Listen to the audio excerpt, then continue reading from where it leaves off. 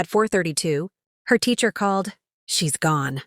And as I ran to the studio, my phone lit up from a blocked number. "You're next, Mom." It was Claire. She'd escaped prison. And my granddaughter was just the beginning. They say evil doesn't sleep. But that Tuesday, it woke up hungry. My granddaughter's name is Lily. She was 4 years old. She believed unicorns were real. She called me Nana in a voice that sounded like wind chimes. And on the day she vanished, Evil sent me a text. "You're next, Mom." It was signed with a single letter. C. Claire, my daughter-in-law, my son's betrayer, my prisoner. Or so I thought. The escape. I should have known she wouldn't stay locked away.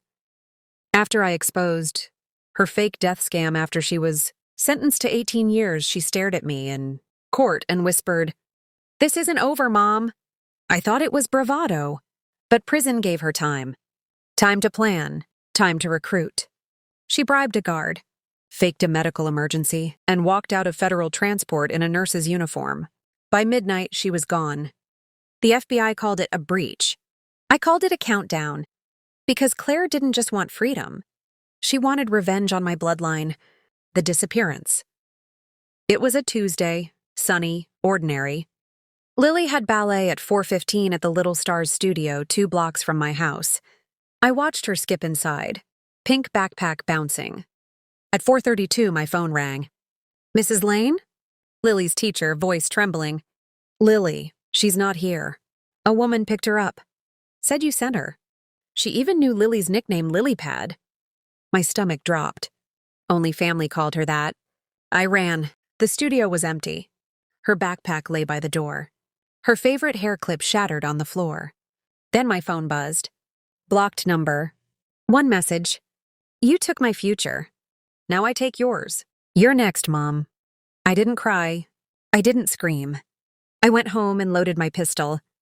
The hunt. The police treated it like a standard abduction. But I knew Claire. She wouldn't hide in a motel. She'd go somewhere symbolic, somewhere that tied back to her father's empire. I pulled up property records. And there it was.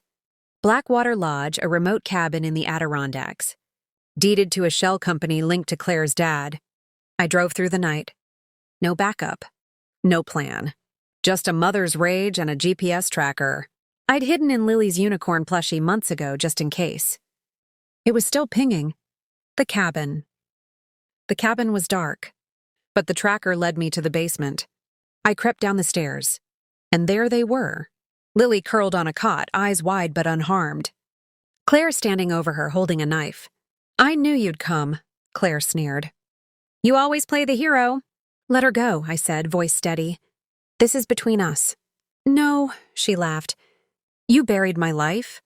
Now I bury yours." Starting with her. "Then you." She pressed the knife to Lily's throat. But I didn't flinch, because I'd already called the FBI, and because the knife was plastic. I'd swapped it during her last prison visit when I brought her comfort items. Her eyes widened as she realized. You planned this." "No," I said, stepping forward. "I just knew you'd come for what you couldn't have. A real family." Sirens wailed in the distance. She lunged not at me but at the window. But the door burst open. FBI SWAT flooded in. Claire was tackled, screaming, "She's not your blood! She's nothing!" I walked past her, picked up Lily, and whispered, "You're my everything." The real message. Claire got life without parole. Her father's empire collapsed. But the real victory? Lily sleeps in my room now. And every night she whispers, "Nana, are we safe?" I hold her tight and say, "As long as I'm breathing, no one touches my bloodline." And Claire? She learned the hard way.